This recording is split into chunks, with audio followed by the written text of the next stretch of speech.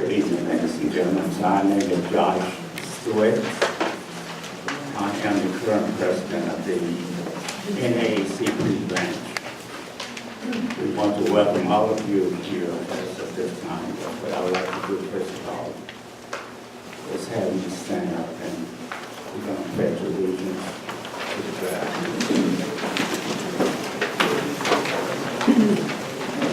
Pledge allegiance to the flag of the United States of America and to the republic for which it stands, one nation, under God, indivisible, with liberty and justice for all.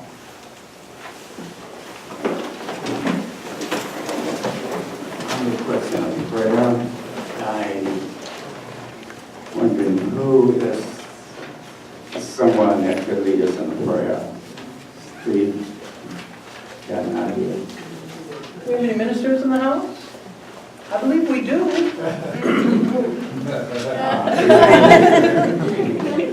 Would you do? Elaine, would you help us out this? All right.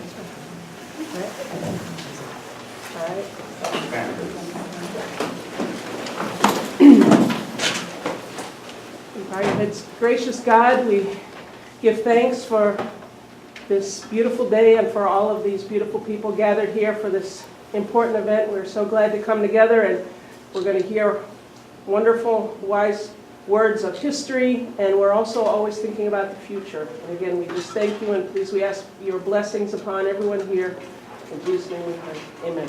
Amen. Amen. I want to say this, adding on to the Elaine prayer, we really is praying very hard for Mr. Watson, for Joe Watson, have really gone through some tremendous experiences in the last couple of weeks. And to Joe Watson and Ranu and the rest of the family, we want to let them know that we are with you. And hopefully that he would get that and come out of this. Thank you much. Is the president of the branch here? Are there checkers? Matt? Matt, would you come up, please? Yes.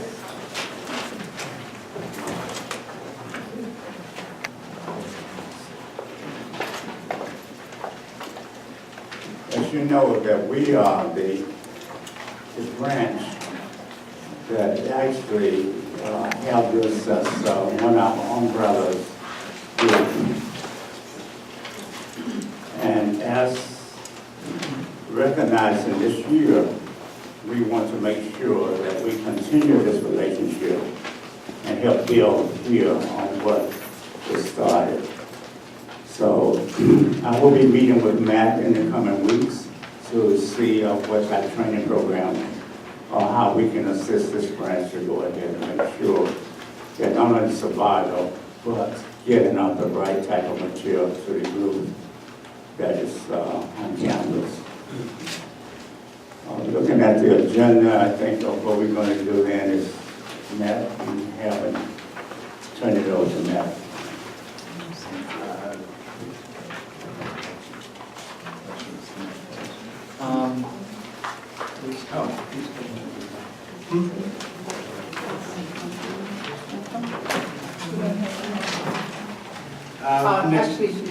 Okay. So, good evening. I'm Vanessa Lopez, an assistant professor here at CSUMB, and I am honored to have you all on campus. So thank you for your presence and coming out tonight to the, is this the 9th annual or 8th annual joint meeting of the Monterey County NAACP and the CSUMB chapter on campus. I'd like to thank Stephen Goings. He always puts together a fantastic program, and when he asked me to do this, I was excited. So if we could just...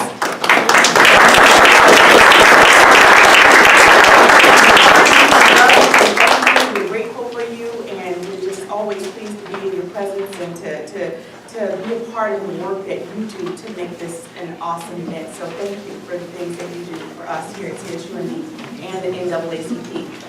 So on this last day of Black History Month, I am in thought and reflection all day today, thinking about an experience I had last night. So for those of you who don't know, last night we had on our campus Sarah Collins Rudolph. You guys know who she is? So I didn't know who she was either until my dean told me. She was the 5th girl in the Birmingham bombing. She survived, and she was here last night. And I had the honor of breaking bread with her late last night. We stayed at dinner till almost midnight. It was tough, but we did it, and we were just honored to be in her presence. Sometimes I think that we move so quickly that we are not remembering the people who laid the groundwork for us. And so we've got to remember that we're tethered to the past. We stand on the shoulders of giants. And I was just honored to have her on this campus. And for her, this was her first time on the West Coast.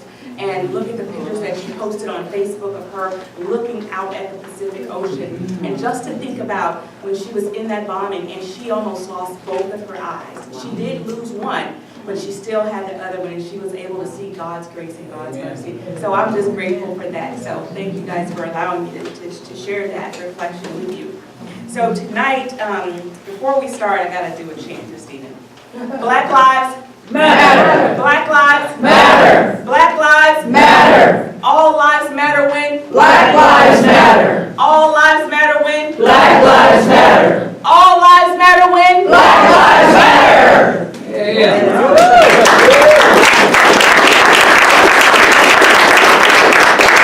So I'd like to bring your attention to the program once again, and to thank Stephen for putting this together. As I flipped through it, I was looking at all the incredible experience and just in awe of everything that people bring to the table. I'm excited that Dr. Corpening, I get to hear him speak live and in person for the first time. He's our new Associate VP for Inclusive Excellence, but not like this. I think you're going to bring it tonight. I got a feeling it's going to be. So take a look at your program. On the inside cover, you'll find the agenda. I won't read through it. I won't insult your intelligence on that. But I will have you turn to the back page and take just one moment to reflect on the lives of James Akin Miller, and think for a moment about all the things that he did and all the things that he brought to the table for CSU, for the NAACP and for CSUMB. So if we could just take one moment of silence.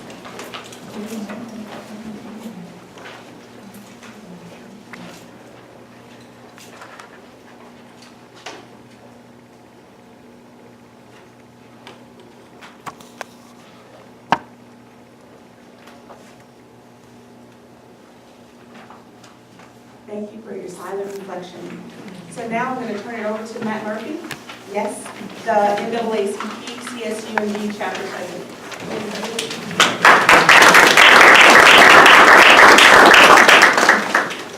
Hello, everyone. I don't want to waste your time too much up here. I just want to say thank you to all of you for being here. It is an amazing help for our branch here at CSUMB. We've kind of struggled a little bit. We have a very loyal but strong team, and this helps inspire us, actually. This gives us the ability to want to be activists as well, want to get involved with the community, and it's really a beautiful sight to see, actually. And I just want to say thank you to our advisors, which is Vanessa Lopez Littleton, amazing woman. Also Professor Sinha, all the way there in the back, standing up. And Mr. Wonderful Stephen Goings.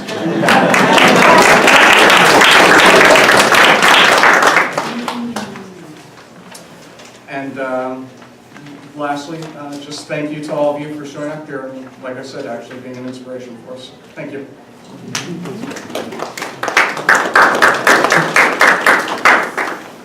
And now I have the honor of introducing Ms. Paula Carter in your role as the African American Heritage Faculty and Staff Alliance. Yes. That's who you are tonight? Yes, that's who I am. Somebody else. I was looking, I know who she is, but we chat tonight. Okay, you might not know me from that picture because I had hair. That is me. topped it off probably, it's been about 8 or 9 months now. Anyway, welcome. My name is Paula Carter, and I am the Director of Admissions here at CSUMB, but I'm coming to you on behalf of the African American Faculty and Staff Alliance. And I just want to thank everyone for being here. The Alliance it was reactivated in about 2009. We have been an active organization on campus. As a matter of fact, I was told by someone recently that we were the most active faculty and staff alliance on campus. And we really formed together to bring together our concerns and fellowship on campus, our concerns for students, our concerns with some of the things that was going on in campus, and we've really been a cohesive body. We all work together in our different areas, and then we would come together when there are things important that we need to address. So that is what we do now, and we're very excited. It is going strong by the leadership of Vanessa and Vivian, and Rhonda, and of course, Stephen. Who can do without Stephen? And so we really have remained strong and committed because it's not about us, but it's about what we're doing here on campus. So thank you. One of the other things I would like to say in my other role is Director of Admissions. We are more than committed to continue to keep this campus diverse in terms of the students we bring here. We do activities in all areas with all type of affinity groups. One of the ones that we've remained active in, though, is African American students. We actually go out to several Black college fairs here in the state of California, and we've actually recently, over the last 2 years, been to several in New York, as well as we were going to Atlanta this year. There are limitations in going to certain states right now, the CSUs, but we actually gather lists from those particular college fairs so we can still communicate to students. So we are active in that. So I just want to let you know that, because sometimes people really just don't know all of what we do, but we remain committed to that as a university. So anyway, I'd just like to thank you, and glad that you're here to see so many people supporting this really important meeting that we have here each year to celebrate Black History Month. So the next person we have on the agenda is the President, Josh Stewart.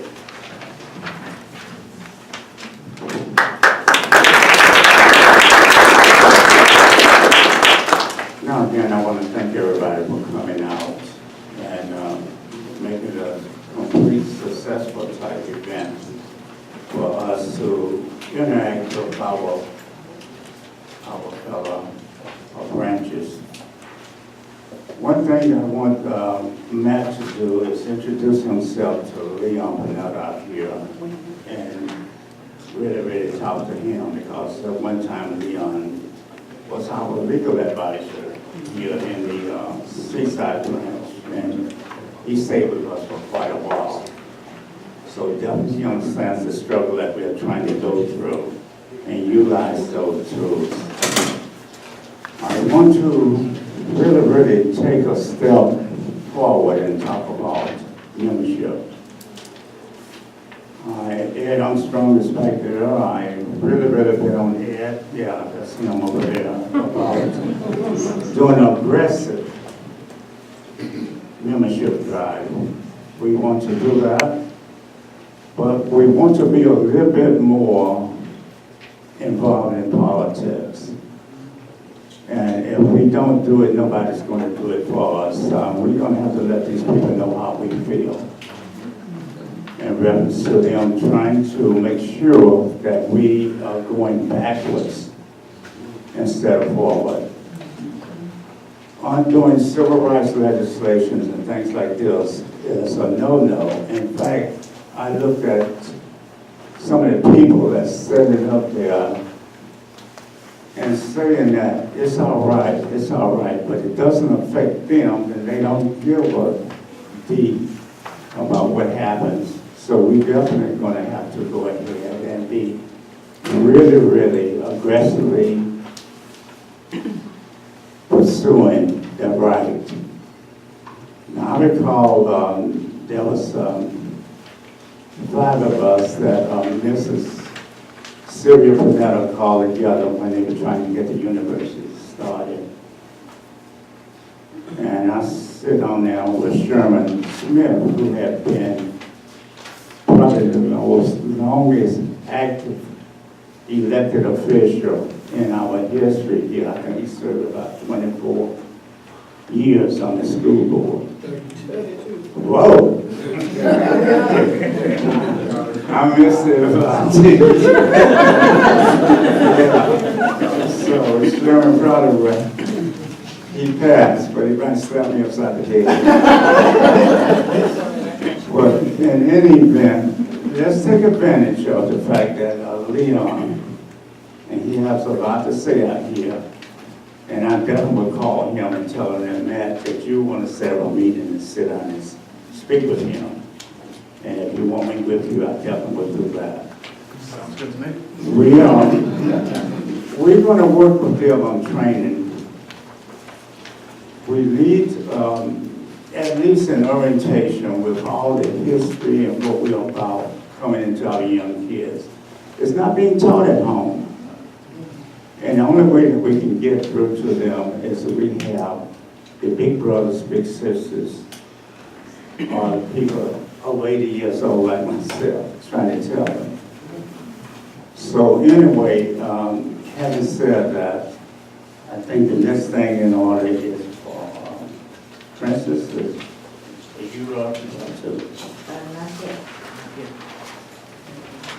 Okay, I am going to introduce the honoree. Yes.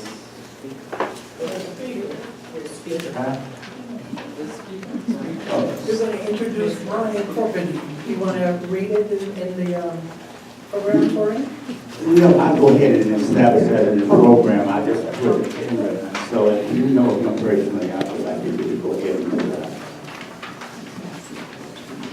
Come on. You know anything about Brian?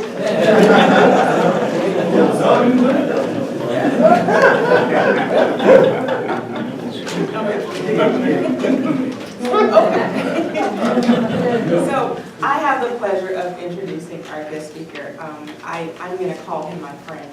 I've known Brian since he's been on this campus almost. He came during the summer while I was sitting on my mama's sofa in Shreveport, Louisiana for a couple of weeks. And when I got back, people were telling me about you. I had the pleasure of going hiking in the woods with you at 7 o'clock in the morning for 5 weeks straight. And so I've met your son, so I know that you're able to speak truth and wisdom, because this is truly a great young man. And so I'm honored to introduce you tonight, my friend, Dr. Brian.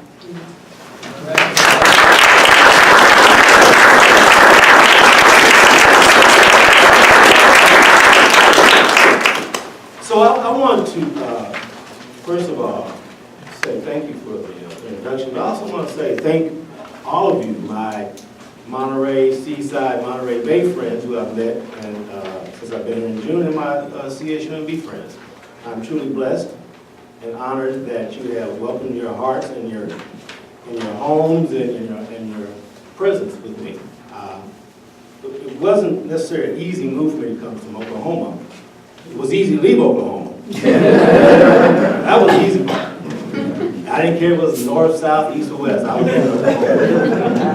in a hurry. But to come back here, because this has significance for me, also, pull up my PowerPoint. You know how to do that, Antonio? I mean, I'm an Apple person. I used to be a Windows person, I'm an Apple person. But anyway, back to my story. So, to come back here, I was born here, for those who don't know. My mom and dad were stationed in Fort Ord, and I came here this time on Father's Day. I flew from Oklahoma City and flew into San Jose, and I drove down from San Jose to Monterey. I just thought about my dad when he first came here and what he saw. He then, when he came here, he had come from Germany, and my dad went in the Army in 1947. It was still segregated. He marched in front of Douglas MacArthur, and he fought in Korea, and was in Germany, and then he met my mother in Boston, and then came here. So he decided to marry my mother decided to marry my father. Let me just tell the truth. Yes, I must. And so he drove across country in 1956, before the interstate highway system, nonstop. That's love. All the way to Boston, married my mother, and took her to North Carolina.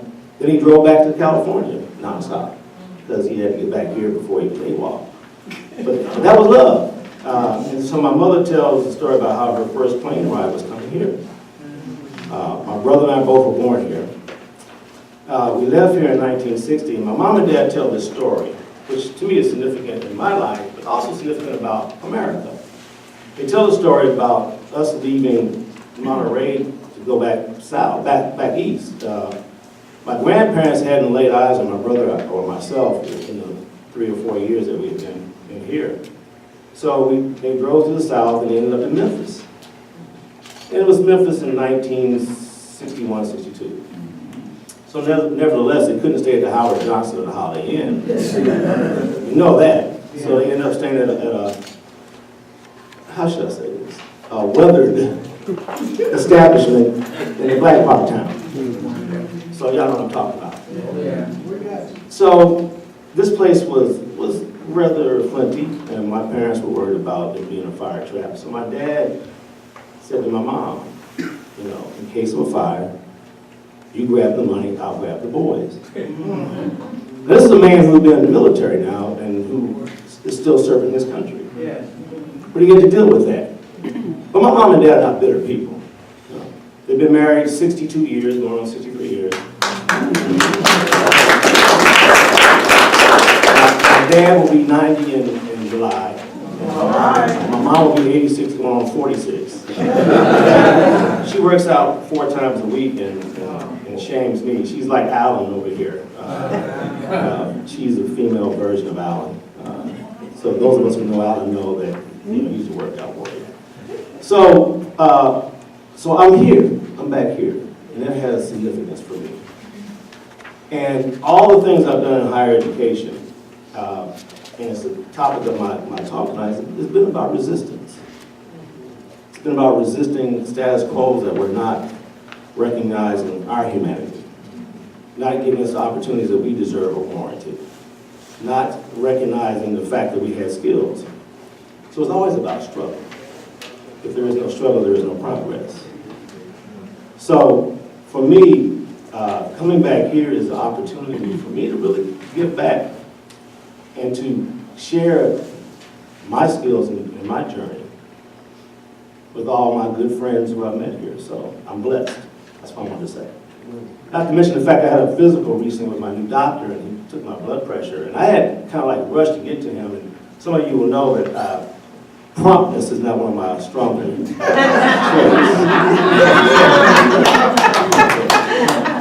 I just feel like that. So I went to the doctor, and he kind of rushing. I'm rushing from the parking lot into the place, ran up the stairs. Even skipped a few stairs to show that I still had dexterity. Praise the Lord, I didn't trip and fall backwards. Anyway, so I got to the doctor's office and saw the doctor, and he took my blood pressure. And he said, wow, man, that's a good blood pressure, considering the fact I had to run to get up here and all that. So I was pleased with that, because a little context is my blood pressure in Oklahoma was quite the difference. For those of you who know Shawshank Redemption, which is my favorite movie, I consider myself Andy Dufresne. I crawled through 500 yards of sewer, metaphorically, of course, to get to the other side. That's right. And the other side was leaving Oklahoma. So we all deal with our own Shawshank Redemption. We all crawl through something to get somewhere. And that's why enjoying the journey is important. We only come this way one time. And too often we get hung up on all the things that stress us and cause us issues, and that we clench our teeth and we become angry. And I said this the other day, is that I think at this point in time in life, what life has really shown me is that our natural inclination is towards peace. When we get beyond the ego, when we get beyond the stress, and we get beyond everything else that makes us act in ways we normally do not act, we venture to peace.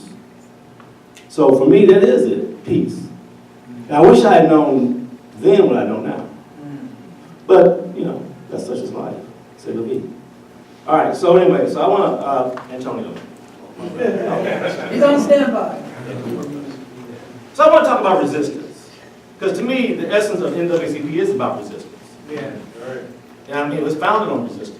It was founded as a means of dealing with a status quo that did not recognize us as equals.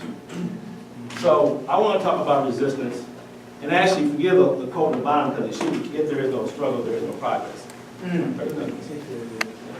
But actually, where there is no struggle, there is no progress. Yeah. Okay. Thank you. So, 1619. 400 years ago, the first Africans were brought to the shores of Virginia. Some said Jamestown, some said other places, but it was 20 Africans. Now, some would quibble that they were either indentured or enslaved. It didn't really matter. They were enslaved. So they came to these shores, and for 400 years, that has been the struggle. That has been our resistance. To resist our status first as enslaved, then our second-class citizens, and even today, to resist state-sponsored murders, revoking voting rights, health disparities, as our speakers talked about last night, unjust criminal justice system, unequal education, unfair housing, all the things that we deal with.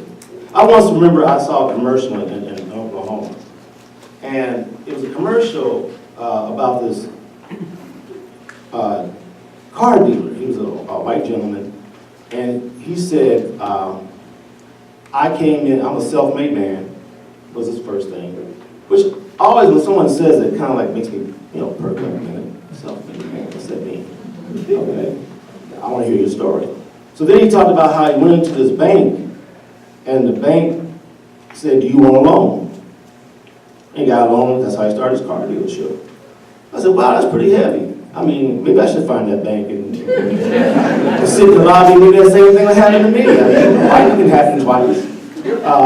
But I found that to be interesting because of this fact that we've always been told that, these stereotypes about African Americans, that, our energy is not as high as others, our intelligence is not as good as others.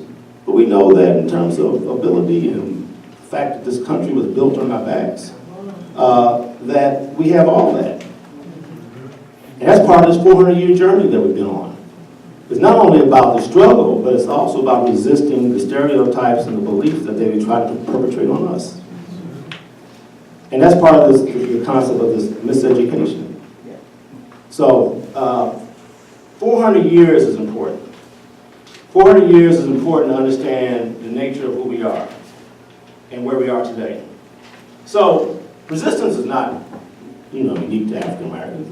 Resistance is America's apple pie. If apple pie actually is American. I don't know. But y'all have smartphones and stuff. You could Google that and tell me real quick. You can pipe in and say, nah, that's not actually how it came from somewhere else. But anyway, but resistance is American. I mean, you look at, when the colonists resisted the Stamp Act and the Tea Party and all those things, and we also talk about issues like the Declaration of Independence. And I want to read that because it's important, one section of it, as it pertains to resistance. So and forgive the fact that, of course, it's genderfied in terms of what it says, but it was written in 1776 by a bunch of white men. So we hold these truths to be self-evident, that all men are created equal, that they are endowed by their Creator with certain unalienable rights, that among these are life, liberty, and the pursuit of happiness. And to secure these rights, governments are instituted among men, deriving their just powers from the consent of the governed. That whenever any form of government becomes destructive of these ends, it is the right of the people to alter or abolish it, and to institute new government, laying its foundation on such principles and organizing its powers in such form as to them shall seem most likely to affect their safety and happiness. Is that not resistance? So the essence of America is built on resistance, right? Yeah. Okay. So when Thomas Jefferson, because Tea Party members will say this, right-wingers will say this, nationalists will say this. This right here, the tree of liberty is refreshed from time to time with the blood of patriots and tyrants. It is its natural manure. They don't say that last part. But that's significant. That's significant. So if something is against your progress, your ability to enjoy life, liberty, and pursuit of happiness, it's your right to resist. It's your duty to resist. Is it not? Yes. So I think when we talk about resistance, and because one of the things I want to say is, I believe in resistance. I've resisted my entire career. Don't tell anybody over the administration. They may not have hired me. But no, but seriously, I've always believed in resistance. Because I've always believed my job is not to tell you what you want to know. It's to tell you what you need to know. And sometimes that means resisting the status quo that's unfair, unjust, unequal. So sometimes that has not put me in good stead. And sometimes I've gotten pushback. But no one can ever say that my intentions weren't just and pure, or that I was right. And not to say I've been right all the time, because I haven't. But I do believe that we do have to challenge authority and challenge structures that are not for our best benefit. So we move forward, and so we talk about the resistance of African Americans who were enslaved. Now, there were aspects of our resistance that were not violent, when we faked illness, or those who were enslaved may have acted lazy or dumb, or didn't do what they were supposed to do. Those wasn't because we weren't capable, it was because we were resisting. And then there were acts of resistance that were violent. Nat Turner, Denmark Vesey, Gabriel Prosser, the Stonewall Rebellion in 1739. And the most important, significant act of resistance, what would that be? Who can tell me? This is not necessarily in America. Tucson, Louisville, Saint Dominique, Haiti. Haiti. But think about that. Think about where Haiti is today. Now the rebellion in Haiti occurred in 1804. And think about where Haiti is today. It was a trendsetter. It scared the hell out of slave owners. That and David Walker's appeal. And Nat Turner and all them. So people thought about, we have to do something to break that up. We can't let that word get out that the slaves in Haiti, man, they threw off the French, the Spanish, the British. They beat all their asses, excuse me. But they did. Man, I'm not telling a lie. But we can't let that get out, because that might encourage some similar type actions here in America. So when David Walker wrote his appeal in 1829, that scared the hell out of people too. Because, contrary to popular belief back then and even now, among some quarters, there were enslaved African Americans who could read. They go off into the woods, in the pitch of night, read off the moon, a full moon, or hide and do reading at the threat of death. But they read. So they knew what happened in Haiti. They knew what David Walker said. And they resisted. Of course, more draconian measures were invoked as a way of stopping that, but he still resisted. And so he resisted in ways beyond just, that type of resistance. We also resisted by running away. Harriet Tubman. In a 10-year period, she went on 19 excursions to bring enslaved African Americans out of slavery, out of bondage. Over 300 African Americans were freed as a result of Harriet's courage. I used to live in upstate New York. My first job was right outside of Syracuse, New York, in Morrisville College, which is another story for another day. But anyway, the area was part of the Underground Railroad. I also worked at Illinois State University in Central Illinois, which is also part of the Underground Railroad. So there were, brave people, not just African Americans, but white people too, who hid slaves, runaway slaves.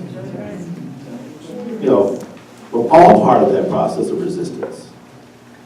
So we can't forget that.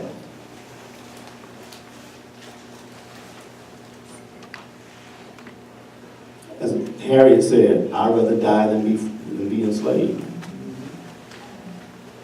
And that's also about, in terms of resistance, when you think about those who came in the Middle Passage.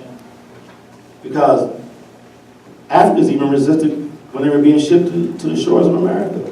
You had enslaved Africans who jumped to their death in the ocean, who killed themselves rather than to be enslaved.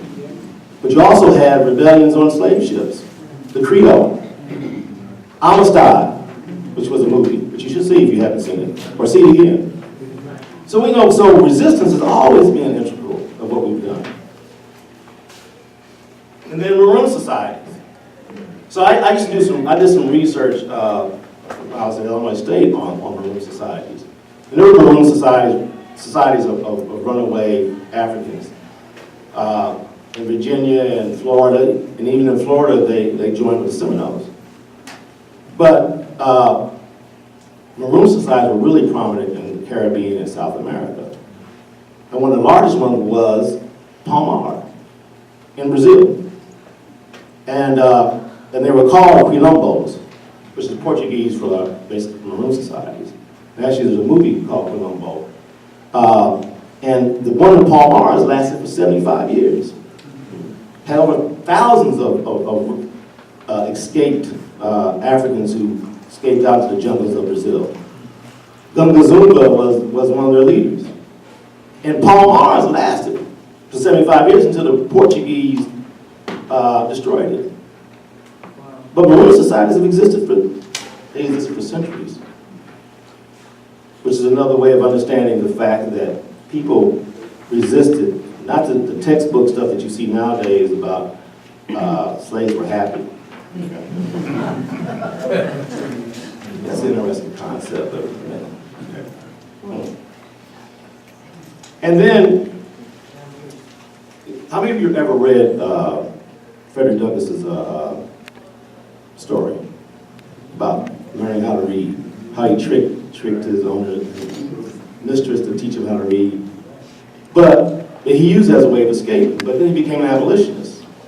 But then again, abolitionists weren't just African Americans, William Lloyd Garrison, Harriet Beecher Stowe, Uncle Tom's Cabin, they were abolitionists, but they were also freedom fighters too.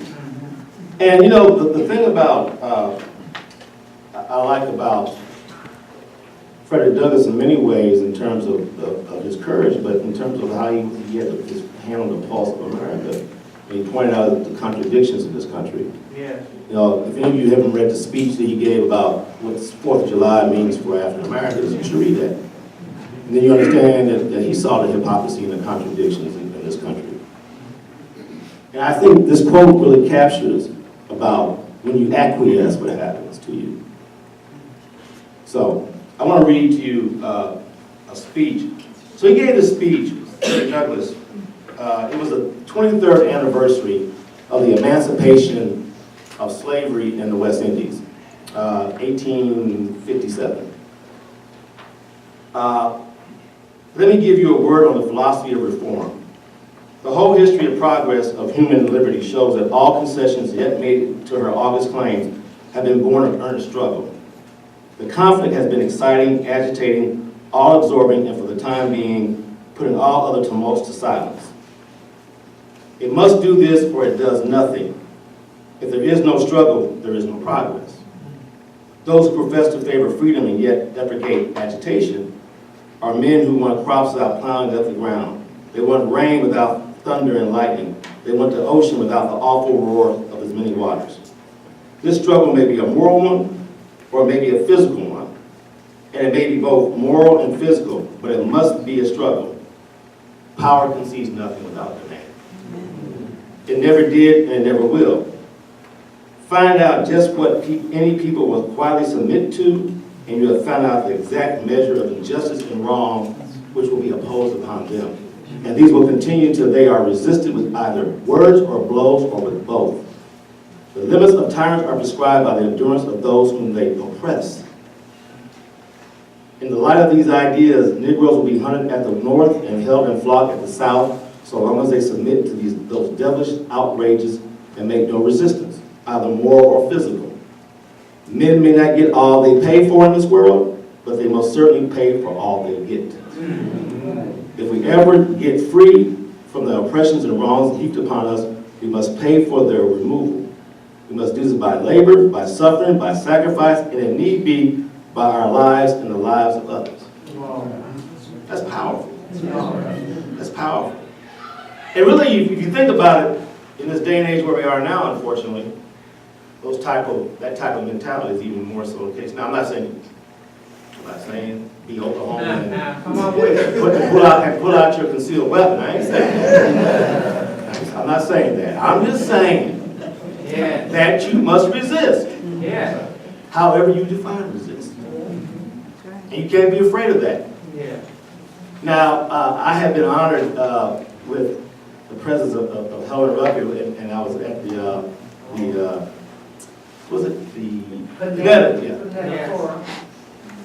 which was a great time, by the way. But, you know, and Helen was talking about kind of like slowing down and all that, and I'm like, I mean, she's earned that. Right. She's earned that. Yeah. But as we breathe, we resist. Yeah. We feel compelled to resist. My mother was marching with those who were marching with Trayvon. And she was about your age. And so we don't stop. We don't quit. Now we may slow down and chill for a minute or two. There's nothing wrong with that. I like to chill. I plan to chill while I leave here tonight. I plan to take off my shoes and soak my feet. I'm chill. But I get up the next morning and I'm ready to resist. Yeah. As we should all be. Yeah. All right. So, Sabbath schools. You know, so I did my dissertation. I did my dissertation on miseducation and re-education. And I used Carter G. Wilson's Control Man's Thinking, Control Man's Action. Miseducation of the Negro, that's kind of the core of what I did. Yeah. But in my talk, in my research, I also did some research on Sabbath schools, which are phenomenal. They were created by ex-slaves to teach ex-slaves literacy. Because for all those years they weren't taught that, or at the threat of death. They learned that. And this is before the Freedmen Bureau and their schools even came on the scene. These were ex-slaves that took it upon themselves to educate themselves. They didn't wait for the government. Right. That was how strong the thirst for learning was. And it wasn't just ex-slaves. Poor whites also took advantage of the Sabbath schools. In fact, the Sabbath schools were so powerful and so impactful that they were the forerunner to public schools in the South. Think about that for a minute. They were the forerunner to public schools in the South. And African Americans who were just newly freed had to deal with issues of double taxation. Wow. Because they were taxed by the state governments, but they also had to pay taxes. They also had to pay for their own schools, to build their own schools. But think about it. These are sharecroppers and other people who are dealing with another form of slavery, who are able to put their scant resources together and build their own schools. That's powerful. Yeah.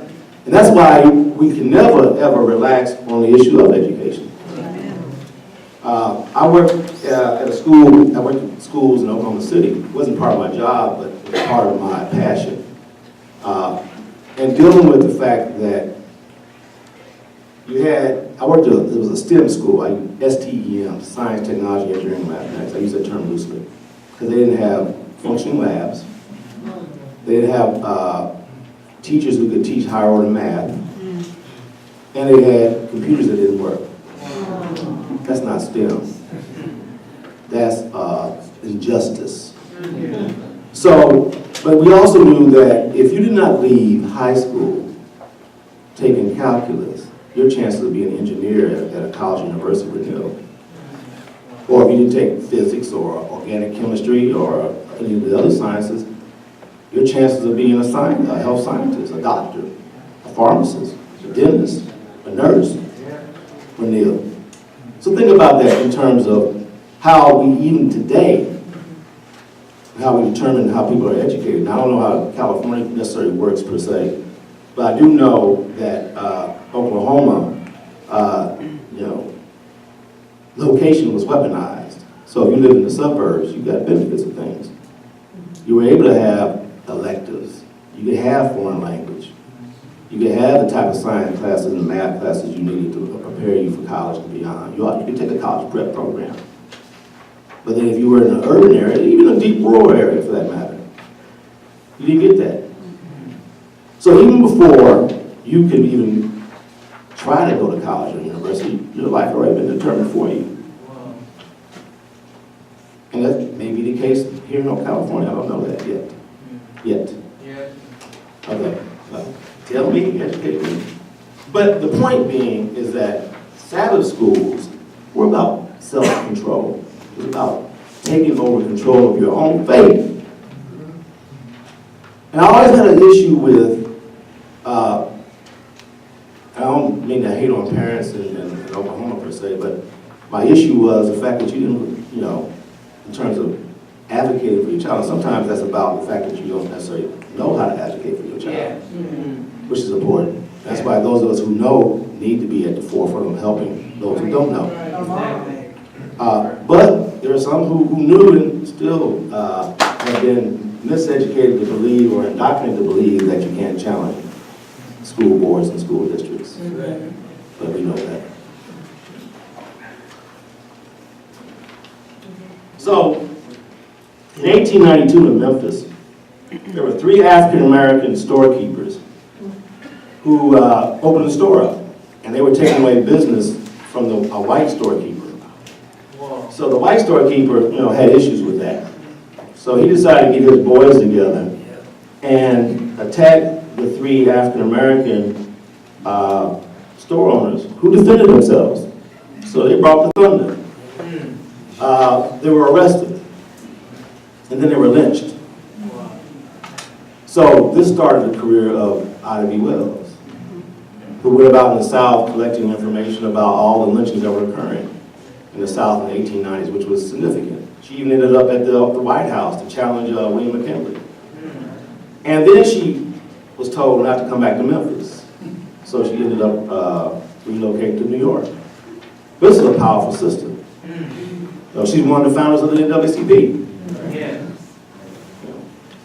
And because of her issues with the fact that it was too male-dominated, she ended up leaving and starting her own thing. But Ida B. Wells was a powerful sister, trying to fight the injustice of the world about lynching, and just in general. But she resisted. And then she did shine the light of truth on what was occurring to African Americans in this country. Now we have lynchings in a different form. We don't use ropes and trees. We use guns and under the guise of, I'm not trying to hate on all police, but let's be honest about that. Okay, was that 3 minutes? Dang. I was just getting started, man. You gotta tell me how much time I had, man. That's not right. I'm gonna resist. Okay, I'm gonna resist. So, in the founded NAACP, we started with the Niagara movement in 1905, where 28 African American men came together. They had to go across the border because they couldn't come together in a hotel in Buffalo. So we had the founders. It's important to note that the first president of the NAACP was a white man. Right. I'm not telling you the NAACP members anything you don't know, because ain't that a test you got to take in order to be an NAACP member? I'm just asking that question. But anyway, I have to hurry along because I can only resist for so long. So then I was about the resistance against educational segregation. So Brown versus Board. It was 5 cases. Davis versus County Board of Schools in Virginia. Bowling v. Sharp in D.C. Belton v. Gebert in Delaware. And Briggs v. Elliott in South Carolina, along with Brown versus Board. Now, what people don't realize is that the sacrifice that people made in these cases. In South Carolina, Briggs v. Elliott. Clarendon County is one of the poorest counties in South Carolina, and by extrapolation, one of the poorest counties in America. African American children had to walk miles to go to school, to a dilapidated building. White kids rode a bus to a brick building. Black farmers said, hell no, that's right. And they were right. And so they resisted. And so they encouraged J.A. Delane, who was a preacher but also a teacher, to basically resist. Now, J.A. Delane lost his job as a teacher. House got fired, bombed, and he got chased on some dark roads out of South Carolina, never to come back. Ended up in New York. Harriet Briggs, who Briggs v. Elliott is named after, lost his job, had to go to Florida to find a job to support his family. But they resisted, despite the sacrifices, despite the odds, despite the obstacles. And I think about cases like McLaren v. Board and Gaines v. Missouri. I know I only got a couple minutes, but I'm going to say this. You had last year or a couple years ago here at CSUMB, the young man for students, 1950 students from University of Missouri, right? Yeah. Okay. Well, 1950 represented the year that the first African American was admitted to the University of Missouri. But Lloyd Gaines actually applied to go to Missouri Law School in 1935. He was denied and then he disappeared. Yeah. But anyway, so he never came to the University of Missouri Law School. But George McLaren v. Oklahoma. George McLaren was a 60-something-year-old African-American man who was trying to get his PhD from OU, where I got my PhD from. Wow. In the same building where I got my PhD from. And what he had to do, they put his desk in the hallway, roped off the library, because he couldn't study with white folk, and they roped off Memorial Union where he couldn't eat with white folk. The Supreme Court said, hell no, that ain't right. Duh. So that ended. But George McLaren. So, I'm just going to say this last thing. I'm going to go through this real fast. Can I do that? Yes. I resist. These 4 young brothers, 1960, freshmen, first semester freshmen. Yeah. Think about that for those of us in education. For all of us, first semester freshmen. They decided that they had an issue with segregated lunch counters. Yeah. So they sat in on the Woolworth in Greensboro, North Carolina, from North Carolina UT. And that just blew up this country. Because then you had, they did this on February 1st, by February 5th, 300 of their classmates joined them. Wow. And the rest is history. From this, you had Ella Baker and SNCC, Student Nonviolent Coordinating Committee. Yeah. You had the Southern Christian Leadership Conference with King. You had other things that happened. You had students starting to come to the University of Alabama. You had students trying to go to the University of Georgia, University of Mississippi. They changed the nature of this country. 4 first semester freshmen said, no, we got a problem with that. And the rest is history. Right. So, before I came to Oklahoma, I worked at St. Louis Community College in Florissant Valley, located in Ferguson, Missouri. Yeah. I left before the Michael Brown murder, but Ferguson was always that way. So was Jennings, so was Delta Village, so was Riverview Gardens. All the North County communities in St. Louis that way, predominantly African American communities with a white power structure. Yeah. So it was always a powder keg. I used to set my cruise control on 35 whenever I drove through Ferguson to make sure I never went over 35. So resisting the status quo really is important because that was going to happen. That was inevitable. Yeah. And then to this day, fighting the power. Today, with our new young Congress people who are talking about a minimum living wage and a new Green New Deal, they need our support. Because we can't allow for the politics to remain the same, thinking that, oh, that's too expensive. We can't tax those who are making billions of dollars because they may run out of the country. Or we have to continue to spend $800 billion a year on defense. No, we got to fight that. We got to resist that. We got to help these young people who are now in Congress do that. Yeah. So I want to end with this about Margaret Mead. I believe that. Never doubt that a small group of thoughtful, committed citizens can change the world. Indeed, it's the only thing that ever has. And I agree. So we should not be intimidated by small numbers. We should not be intimidated by the size of the obstacle or the size of the challenge. We should get to it.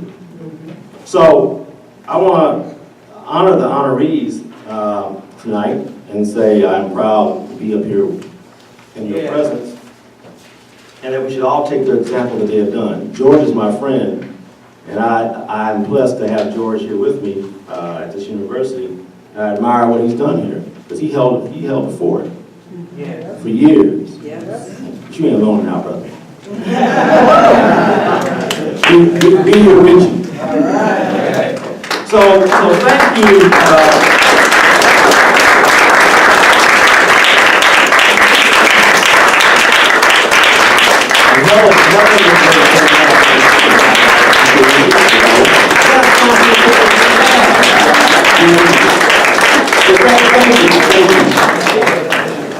Peace be unto you. Thank you, Ryan. Yeah, okay. I wasn't the one who held up the briefing. It was me. I did. So now we're going to have Paula come up and do the awarding.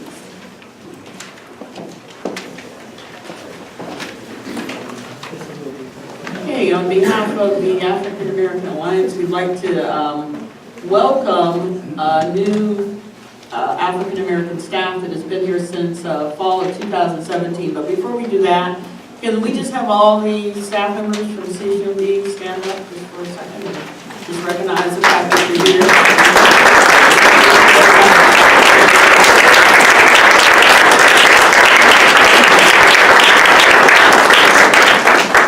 One of the first people we're going to honor, and I'm not going to read his bio because he just got through talking, is the new Inclusive Diversity Officer, Brian. Can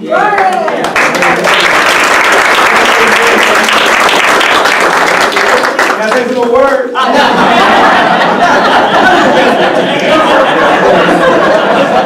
wasn't finished. I'm going to resist y'all taking off. Thank you. And I will read their bio. Is Adonis Hughes. He's a first-generation student from Adelphi, Maryland. He earned his undergraduate degree from the University of Maryland College Park and his master's degree in education from Michigan State University. Adonis became the student conduct administrator here in CSUMB in October 2018. He views the teaching of students' rights and responsibility as an essential part of creating an atmosphere for learning and growth. Adonis worked in a variety of academic settings, including public, private, religious-based, and professional institutions in Maryland, Minnesota, Nevada, New York, and now California, including a stint as the president of Maryland College Personnel Association in 1998.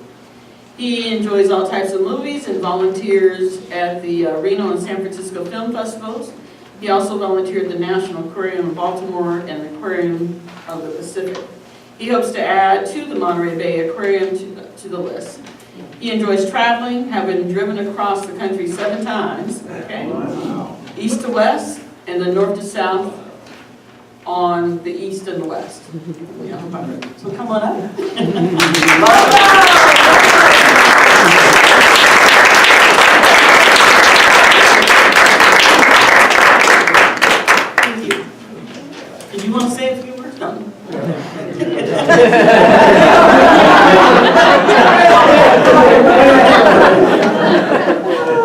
Okay, next on the list is Christopher Ashley Burkett, is a lecturer in the Department of Social Work at California State Monterey University. He obtained a BA in psychology from Rutgers College and received his MSW from the University of Michigan School of Social Work. He is currently an advanced doctoral candidate in the School of Social Work at Portland State University. He has done extensive work focused on mental health disparities endured by Black African American children and their families living in New Jersey, New York, Michigan, and Oregon. The specific research interests include exploring factors that determine the mental health help-seeking experience of under-resourced Black American children, along with their families residing in environmental toxic urban spaces. Okay. He is particularly focused on the use of arts-based methods to collect and construct their insightful mental health narratives. His goal is to foster more fluid routes to culturally suitable and historically anchored mental health care for this specific population. So come on up.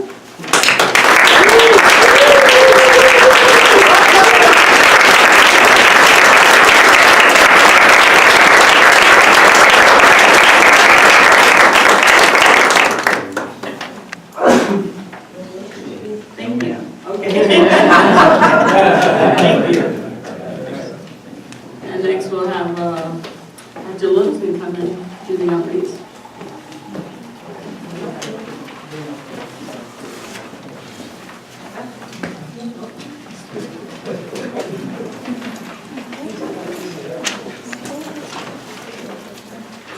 So now I have the honor of introducing Princess Pope.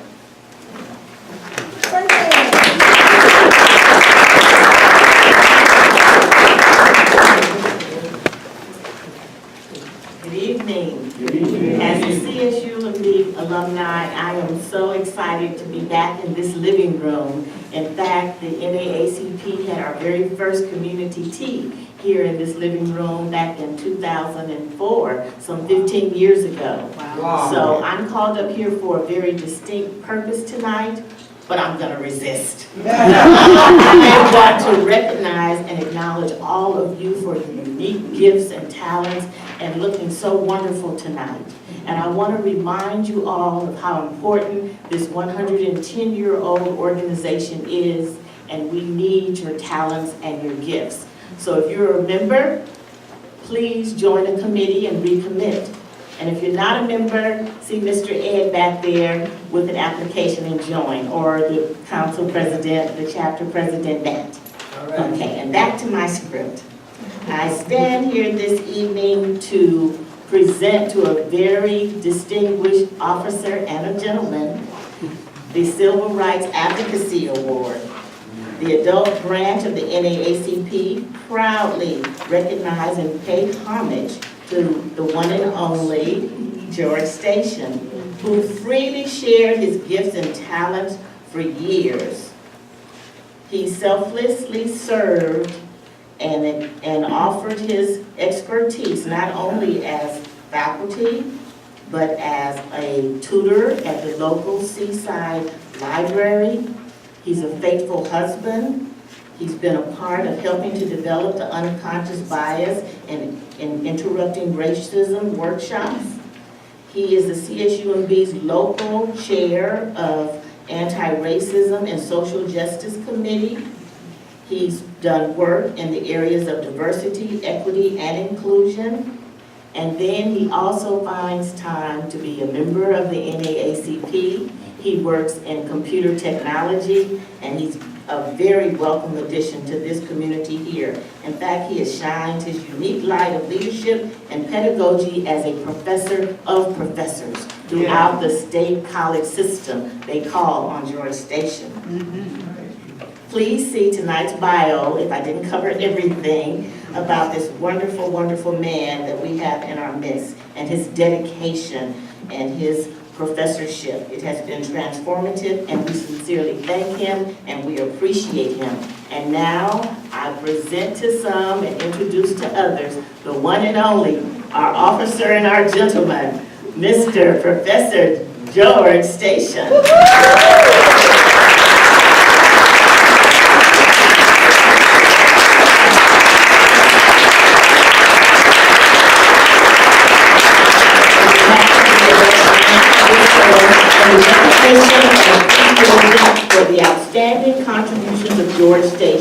for your meritorious and dedicated service towards the furtherance of civil rights, social justice, and racial equality for all people. Thank you, sir. All right, George.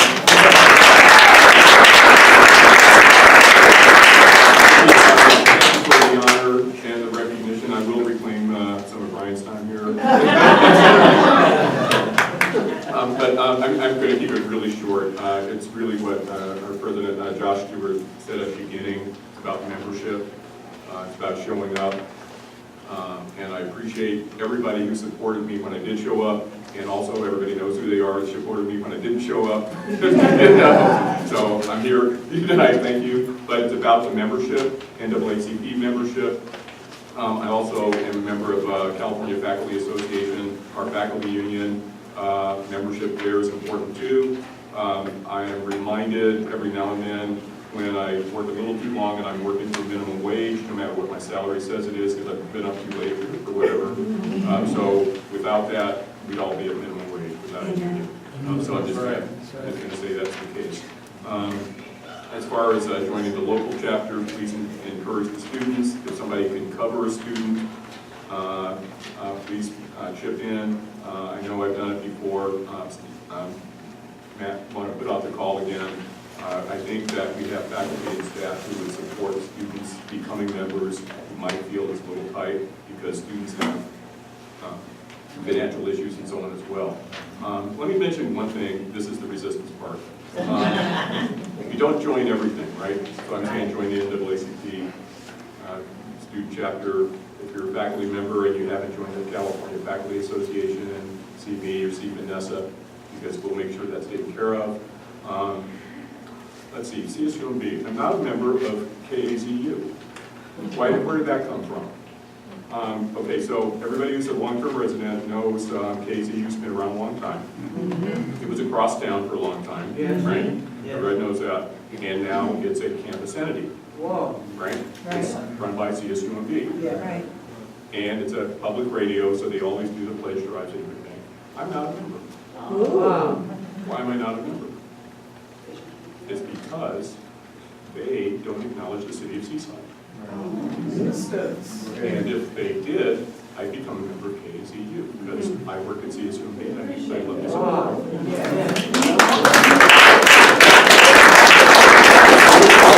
not saying that they don't live in Seaside. I am saying that whenever you hear their promos or their spots and so on, they mention Santa Cruz, they mention Pebble Beach, et cetera, et cetera. I can stop now, right? Because you know what I'm saying, right? Right. Okay. So as soon as those promo spots get updated, I'll be a member of the KZU too, because I'm kind of a joiner. But that's my little teeny tiny resistance, right? So I thought I'd pass that along to folks who may or may not be members of KZU. But you know who to tell, right? Now, to close, let's see, Black History Month ends tonight at midnight. And so we know that most people are going to be putting those displays and so on away tonight, tomorrow morning, right? But everybody here knows there's 11 more months. For the next 11 months, let's not let everybody forget, because there are people who think they're done at midnight tonight. Right? And you know they think they're done at midnight tonight, but we're really not done, right? So there's 11 more months, and then we'll do it all again, right? So please carry on through March, April, May, June, etc. That's a great project. Meet with Antonetta. That sounds like a good project for March, though we need some for April, May, and June suggestions. So thank you all for the recognition.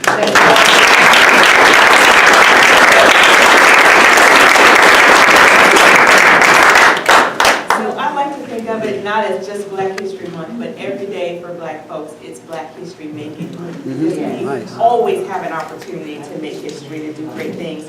So the next speaker I have coming up is Dr. Ranu. Sinha, come on up. You're going to introduce the next honoree.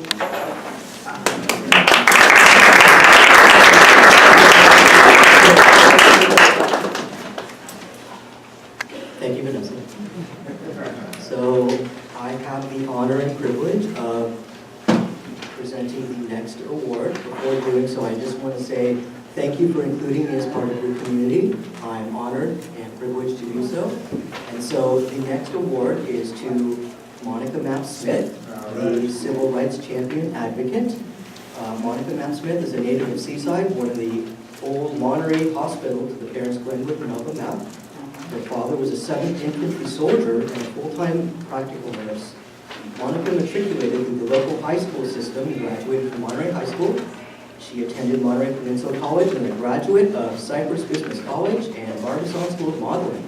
She attended the Rockwood Institute School of Leadership and is employed with the nonprofit The VIII Project. Mel, you're in the house, I know you are here somewhere. Sorry, I'm one of Gerald Schenk's old students too, so I gotta do that. That might be one of what I'm doing. Yes. Yes. And so she's contributed to many successful grants, Monica Smith, obviously, and has received this for nearly 11 years that help youth, family, and less fortunate individuals in our society reach a greater state of well-being. Her life of service has been characterized by decades of dedication to the community and many years as a mentor to youth, especially girls, helping them develop the life skills necessary to become successful, contributing adults. She's a founding member of the NAACP Annual Youth Summit Organizing Committee that began in 1993, continues over 25 years later. Children and grandchildren of the youth that once benefited are now benefiting and attending the youth summits.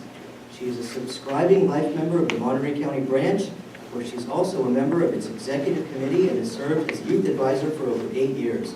She's a past board member of the Seaside Civic League and the Seaside Sand City Chamber of Commerce, and has been recognized by the city, county, and state representatives. Monica was awarded an Outstanding Woman of Monterey County by the Commission on the Status of Women in the Pioneer Staff Award from the VIII Project, Inc. Again, Mel Mason, where are you at? Monica is the mother of a son, Andreas, and daughter, Jasmine, and the grandmother to Andrea and Marcus. Monica is married to the love of her life, John Smith, and attends First Baptist. Here in the house, someone we can recognize him today. All right.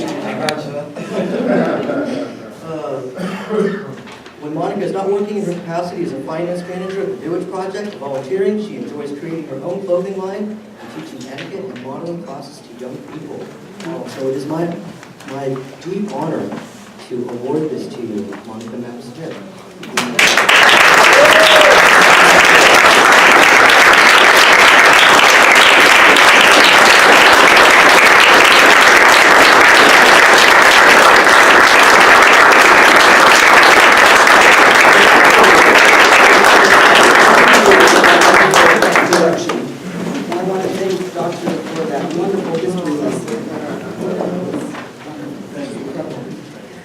So I would like to acknowledge a few people, because we know that we do not do it alone. So I just want to acknowledge a few people that have been inspirational in my life. My mom, who has been my greatest inspiration, who passed away last November.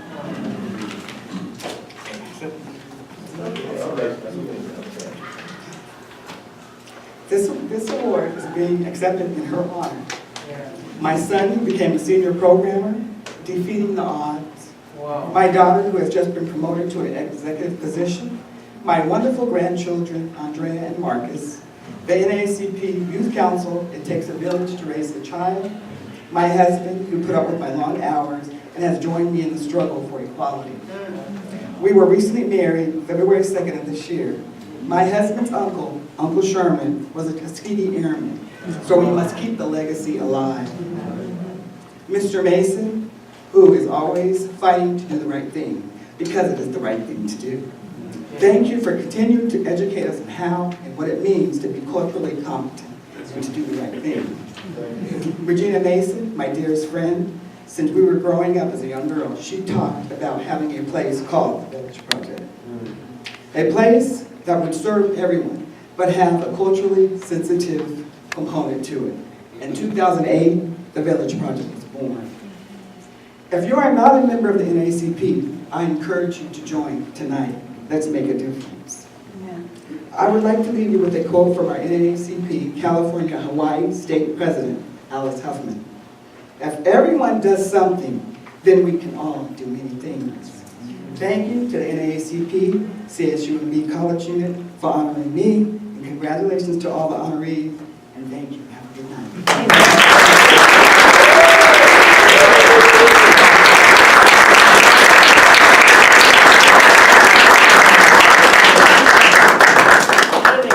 incredible life, what an incredible legacy that you have. And so now I have the pleasure of bringing up my friend Stephen Goins for the next honoree. Thank you. Hello, everyone. So even before I mention the next honoree, I want to, so the last time I stood here, I told you that I was no longer going to be the advisor. So I have been withdrawing, and I just want to get a big round of applause for Ranu, Sinha, and Vanessa Littleton, who are going to keep this topic.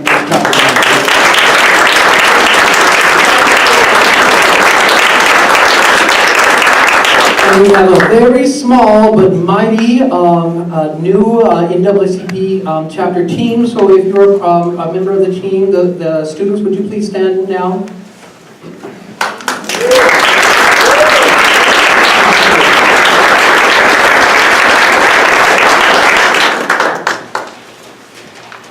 So you know I like my little chants, right? So, Yes.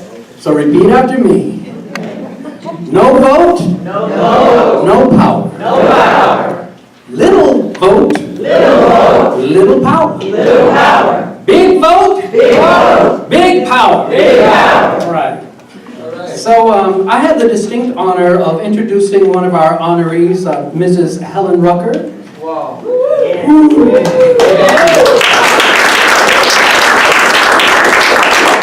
It is no exaggeration to say that Mrs. Rucker is one of the most admired women in the county. Yes.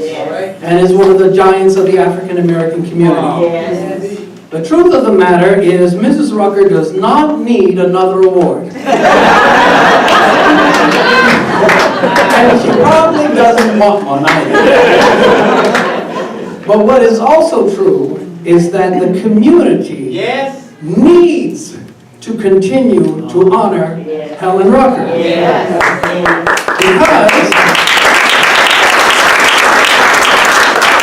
Because Mrs. Rucker continues to do honorable work. 30 years after she retired as a librarian and an educator in 1988. I have often said that when I grow up, I want to be Helen Rucker. I want to be just like Helen Rucker. I'll read a little bit of her bio in a moment, but I just want to start by telling you what Helen means to me. So I love this woman like she is part of my blood family. At 86, she's midway between my mother and my grandmother. So I'm going to refer to her as Aunt Helen. And let me tell you something about Aunt Helen. Aunt Helen has power. So we have been doing this here. We've been doing this here for 8 years. And I got some emails and texts from the executive committee that was coming up here because they were worried because the parking lot has been closed. And so I come running up here to see why the parking lot has been closed. And really what's happened is Kevin Saunders, the Vice President of Administration and Finance, the only person who can close a parking lot on this campus, heard that Helen Rucker was coming. Heard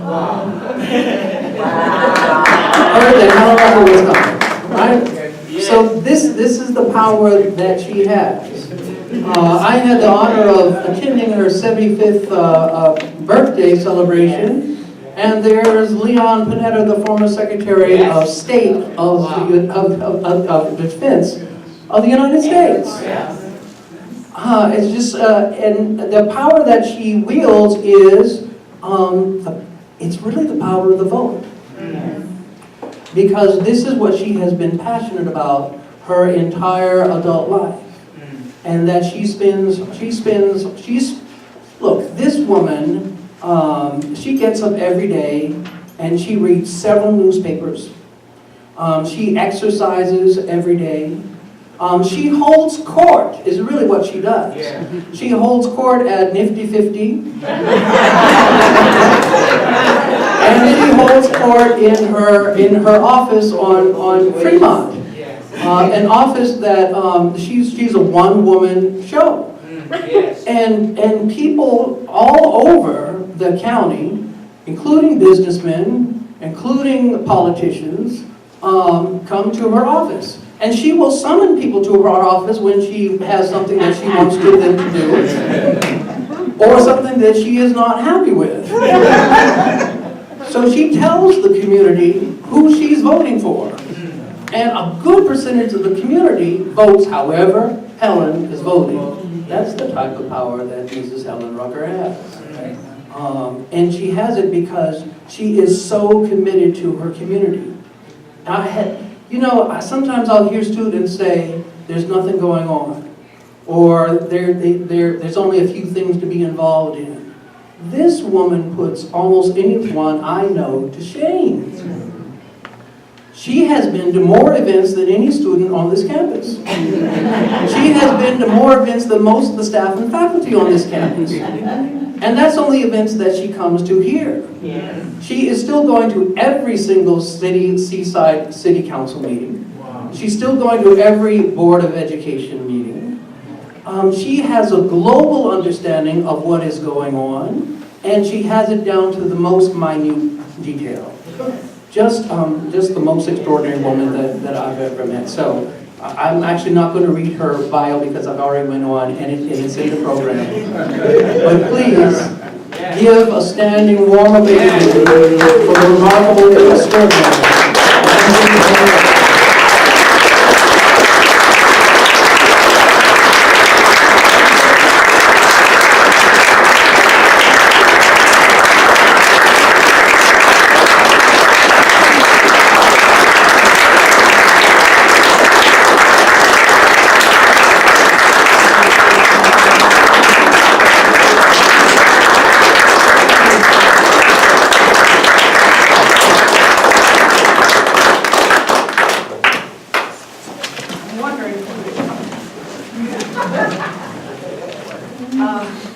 I did send Stephen a message a couple of days ago telling him that I may not be able to be here.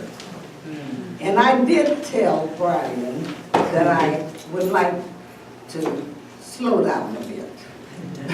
At 86 on Monday evening, well, all day Monday, I participated in the Leon Panetta lecture series, where I tried to make sure that the students at the high schools in Monterey Peninsula Unified School District get a chance to come to that free of charge program that the Panettas put on.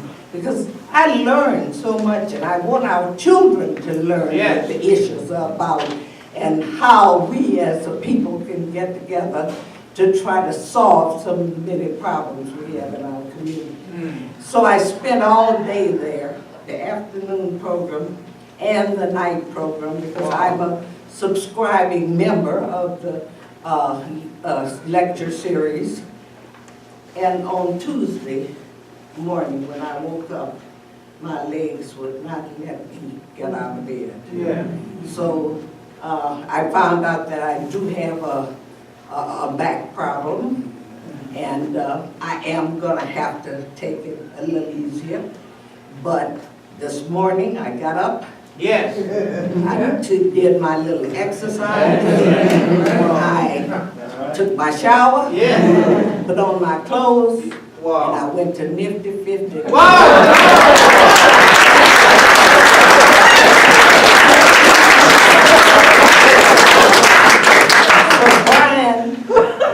There are some things that are not going to slow down. I end up every day at that little office on Fremont Boulevard because it's important to me that if people want to talk about it, or people want to be a part of the community, I want to make sure that they have a place to come to. And as everyone has said, I have a passion for voting. I tell the kids who I talk to at the high schools you don't have a right not to vote. Yes. My people died Yes. for the right. And this is the one way in which I know, or the best way that I know, that we can make some change in this country. And I'm getting ready for 2020. I don't know about you.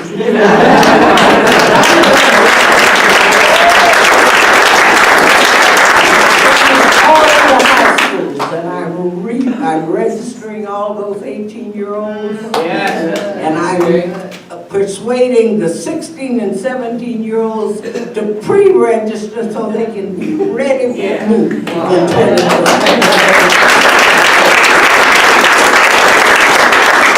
Thank all of you for honoring me. I don't do that much. I don't. I push myself a little bit, but you know, anybody can do that. No. And I just want to thank all of you for all of the ways in which you honor me. You know, I'm here in this community by myself. I have no relatives within 100 miles of here. My son and his family lives in San Francisco, and I'm so proud that he and his family took in an immigrant family from Honduras. Wow. And it isn't easy. No. It isn't easy. My grandson called me and said, "Grandma, you lost your bed." Because the guest bedroom was Grandma's room. Yes. Not anymore. Yes.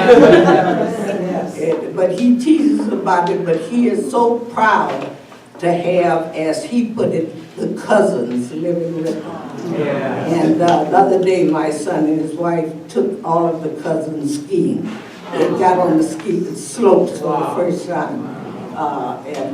I'm so proud of him. When I said to him, "I'm so proud of you," he said, "Mama, is what you taught me." Yeah. Thank you very much.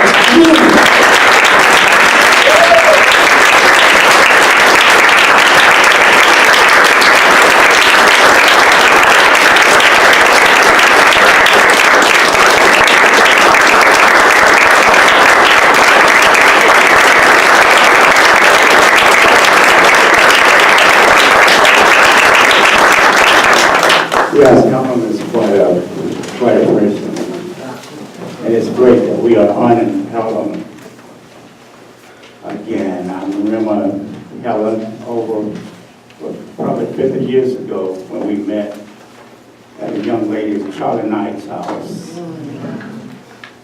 And they didn't have black teachers within the Monterey Unified School District. And that's when they was given a mission to Charlie to go south and recruit teachers to bring that out here. And so it's been a long struggle, and Helen was right in the midst of all of that. And we love Helen. Really do. Getting back to a correction on Steve Goins. Steve, we met with Kevin Sanders and Earl before the street out here, and told them to close down the parking lot. But we also told them the government's money. All right. Well, we're going to move right along, ma'am. We've got one more honoree. We're going to bring forward Todd Jealous.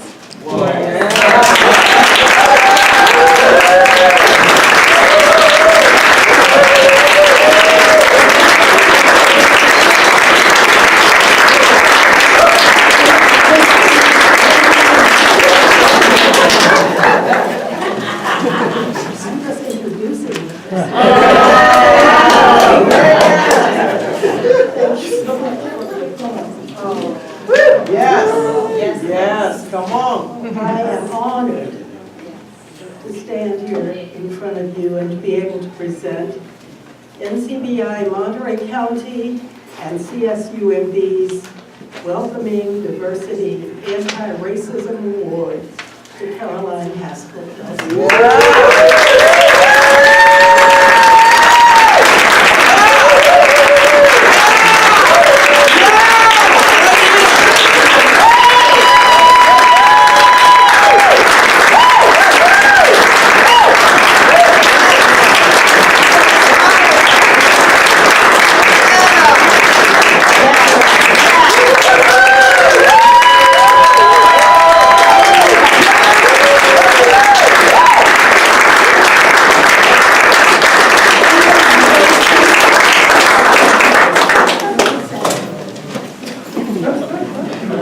a lot of words here.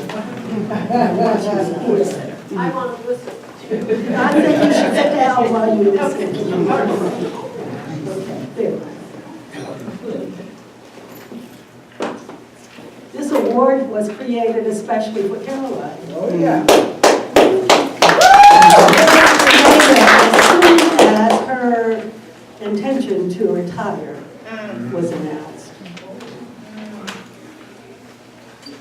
Caroline's impact on CSUMB and the surrounding community has been highly significant. You all know that. Yes. Already. Yes. And the National Coalition Building Institute is grateful to the NAACP for allowing us to have this moment in tonight's program.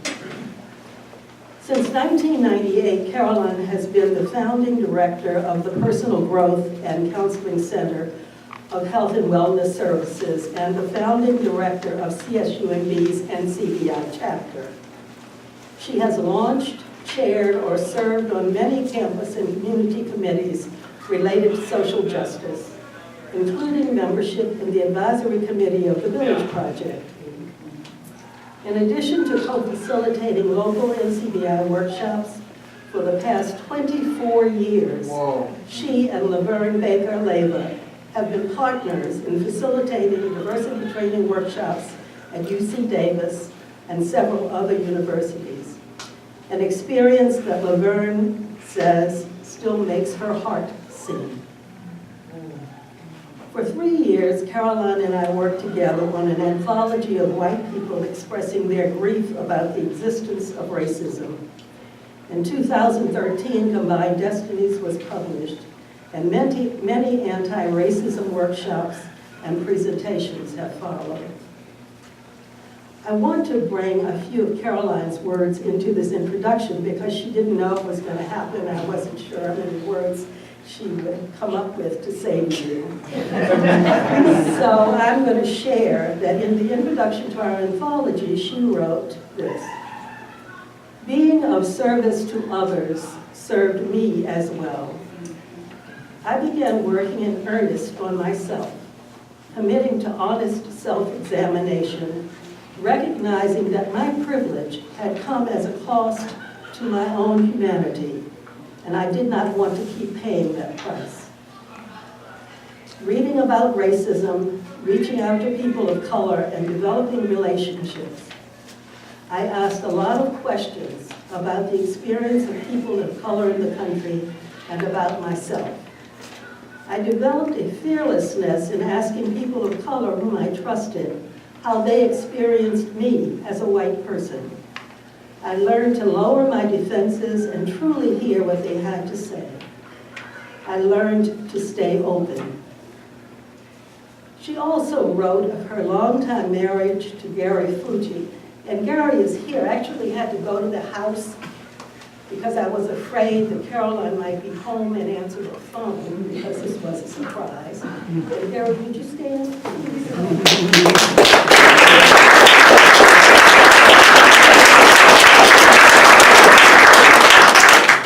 She said, among other things, she said, "My decision to partner with a man of Japanese ancestry has been a wonderful and challenging life-changing experience. I am given ongoing opportunities to learn and teach about racism and the effects of racism in my own family. I know that people can and do learn and grow, so I hold my family accountable for continuing self-examination, just as I hold myself." In 2015, Caroline received the Social Worker of the Year award. And later that year, she participated in the founding of Whites for Racial Equity, a local community organization committed to dismantling white supremacy through education, self-examination, and alliance with people of color. As she says, the work of ending racism is an ongoing and lifelong experience. It is with great pleasure that I present you, Caroline Haskell, with the NCBI, Monterey County, and CSUMB's very first and very well-deserved Welcoming Diversity Anti-Racism.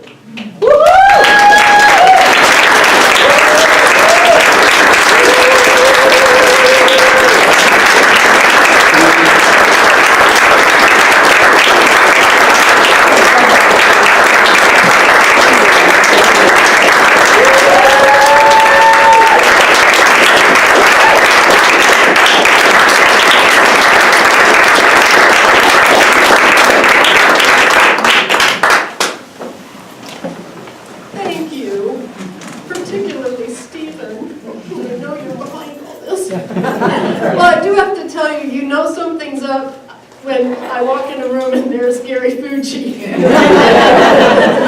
What are you doing here? But I want to say Monica, Helen, George. It's a privilege to be honored tonight with all of you, and I had no idea this was going to happen. But to all of you, people of color, and to my own ongoing development as a white person, I'm so privileged to do this work and to fall down and to get up and to continue to do my part. So deep appreciation, Mel, Regina, much thanks to all of you.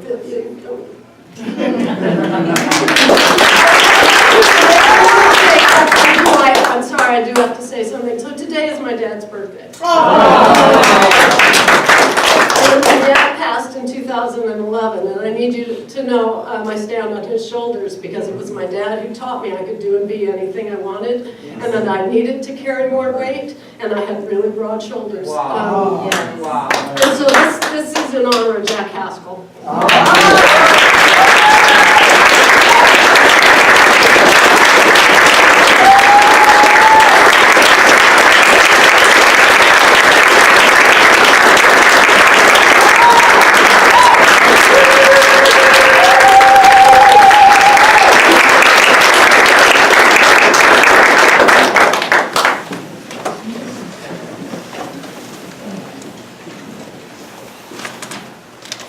Well, it's a pleasure to give awards to people that we think that have done such a magnificent job throughout the year.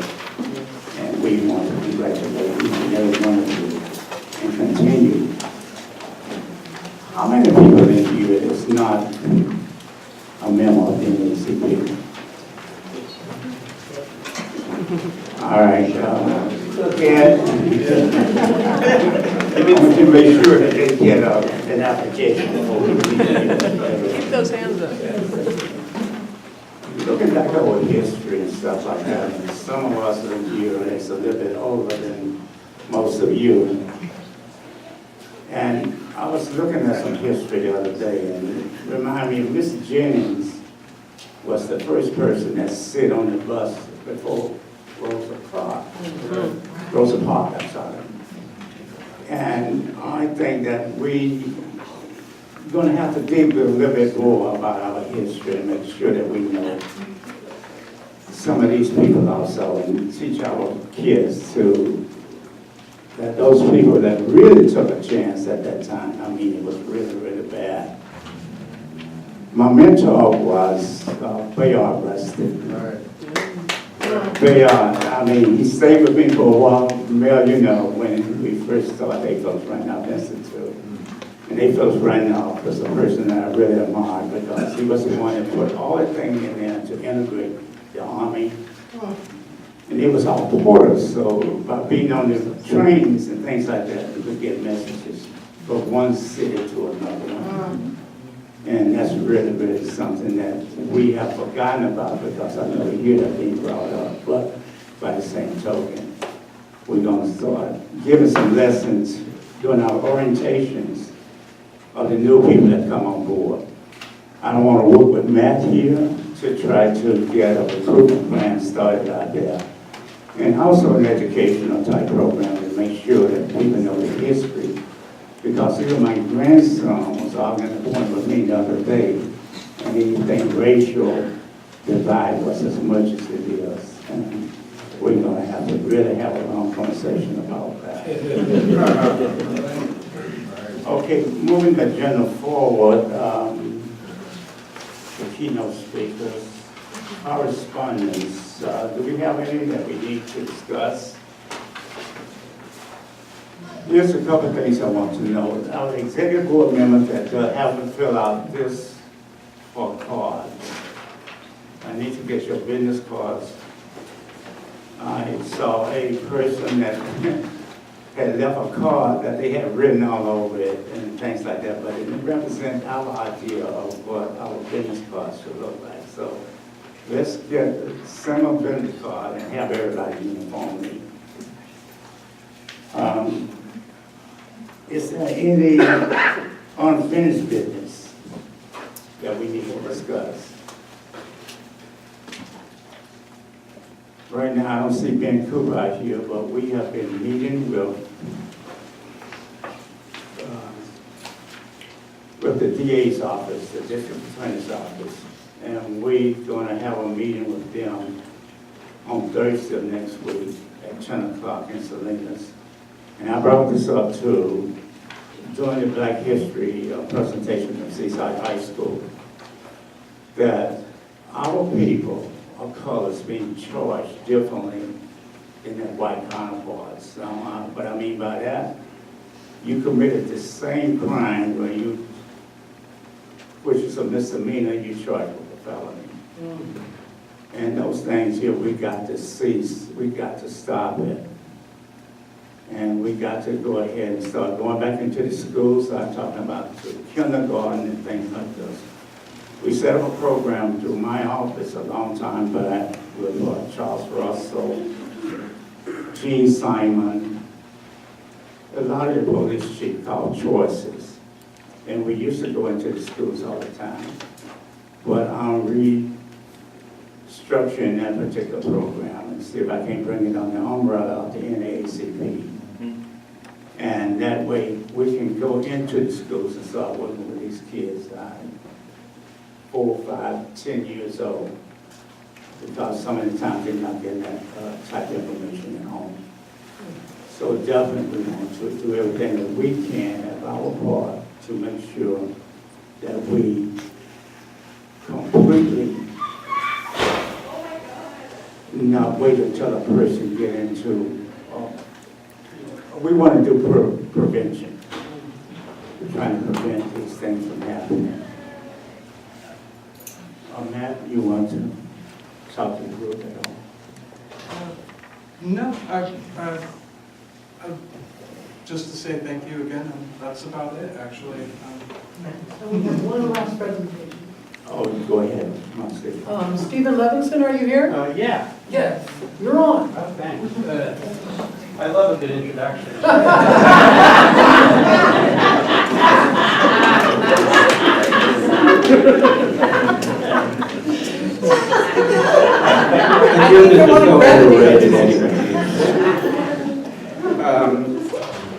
I'm Stephen Levinson. Many of you know me. Some of you, fortunately, don't. Thank you. I taught at this university for 20 years and now don't. Enough of my history. I want to thank you for letting me talk about this project I've been working on with a number of people, which I think is kind of a good summary to a lot of what's happened here in terms of the maintenance and presentation of history, which is what I really want to talk about. I want to thank Dr. Corpening for his history lesson, because it's so critical that we remember those histories, and the history of the many communities that developed Seaside. And I'm particularly interested in the incredibly intertwined relationships between the African-American history of Seaside and the military history of Seaside. This university was built on land that used to be Fort Ord. For 80 years, we trained people to travel the world. And a lot of those people came from the South, a lot of those people were African Americans. A lot of those people went on and created Seaside. And that's a critical history of this area. So what I've been working on with a number of people, Deborah and a number of people here at CSUMB and elsewhere, is trying to create a space that really archives and presents that history. So it's tentatively called the Seaside Cultural Heritage Center. The name is in debate. But what we really want to do is create a space that maintains and educates people about that history. And I think that it's particularly appropriate to talk about it at this combined meeting, where you have the incredibly long history of the Monterey chapter of the NAACP, and then you have the new chapters, the young college students who really need to understand that history that's held by the Monterey chapter of the NAACP. So we're looking at a place that would share that history. And it's incredibly important, I think, that the NAACP be part of this because of their importance in the development of Black Seaside and how important Fort Ord was to developing that history. So we're actually looking at a possible space to do this here. And we're in the process of developing funds and developing a concept around presenting these histories at what used to be called the Chamberlain Library. I want to thank Helen Rucker. I know she's been working on this idea for many, many years. She appreciates the importance of presenting this history to young people, especially as Seaside changes demographically. It's critically important that we remember the African-American history here. Yes. The building we're looking at is called the Chamberlain. Right now it's empty. It used to be a library. So I will, of course, be naming it after Helen Rucker as soon as I have that.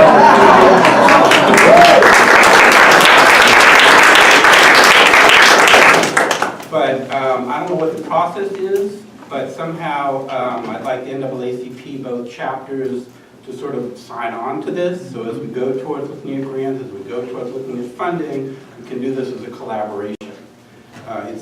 Both of these histories are so critically important to this area and to the development of Seaside that I think, as people have been talking for the last 2 hours, Yes. every speech here has been about history. So I just want to help you share it. Yeah. Thank you.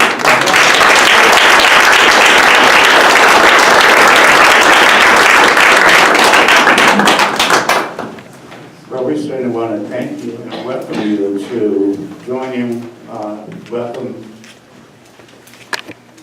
Well, I wanted to get first of all a committee that could sit down with you and see what role we should play.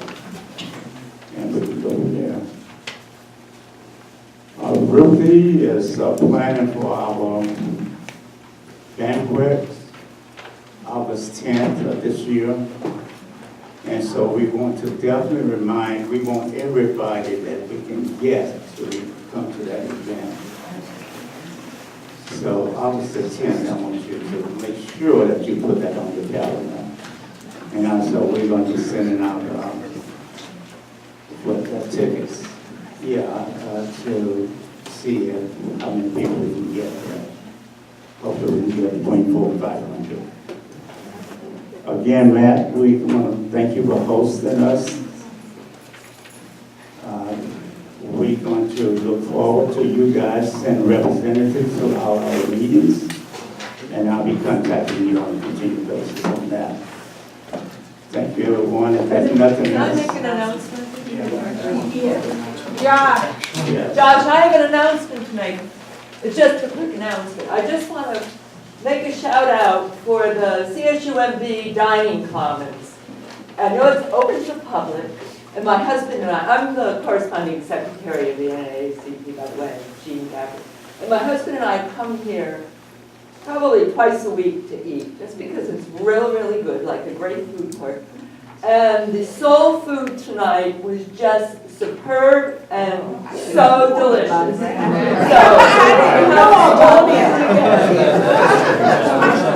to dining.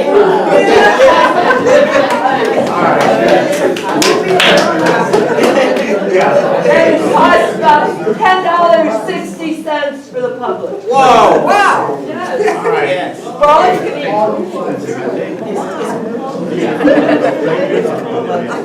We're all just told that, I guess he's gonna make an announcement for us. I'm just out of Yeah. Oh, okay, good, you can do it, great. So from the Village Project, if I butchered this, I apologize, Eminyata program presents Anthony Browder. Browder is the first African-American fund to coordinate an archaeological dig in Egypt and has conducted 23 archaeological missions to Egypt since 2009. They're going to have an evening of book signing and meet and greet with who sounds like a really cool person, actually. Historian, and that is on Friday, March 1st from 6 p.m. to 8:30 on Broadway Avenue. Yeah. If you want more information, ask me or Steve. And where is that the village project? Yes. Thank you. Is there any more announcements? Someone wants to say something? Please, those people that is not a member of the NAACP, I want you to see here tonight. After that, I heard a motion to adjourn. Was that? I second. I've been moving a second to adjourn. There's no comments on that. There is cake and tea in the back. Helen wants to see the cake before we cut it.